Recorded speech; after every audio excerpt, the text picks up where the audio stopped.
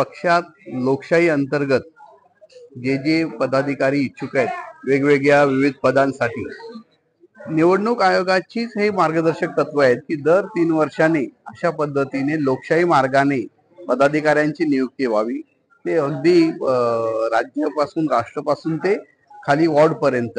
आणि ह्याच निवडणूक आयोगाच्या मार्गदर्शक तत्वानुसार लोकशाही प्रक्रियेतून पदाधिकारी निवडीची प्रक्रिया आज मुंबईमध्ये सुरू झालेली आहे। त्यात सर्वप्रथम बोरिवली विभाग क्रमांक 1 आमदार प्रकाश सुर्वे यांच्या विभागापासून ही सुरुवात झालेली आहे आणि लोकशाही मार्गाने ही सर्व पदं दिली जाणार आहेत। किती पद आहेत आणि किती लोकांनी फॉर्म भरलेला आहे? पद म्हणाल तर मुंबईमध्ये 227 शाखा आहेत। तर 227 शाखा प्रमुख, पुरुष महिला, युवक अधिकारी, युवती अधिकारी, त्याचबरोबर विधानसभा प्रमुख असेल, विभाग प्रमुख असेल, पुरुष महिला, अशी ही पदं भरली जातात। नमस्कार मित्रो, आपण बघताय MS24 मुंबई।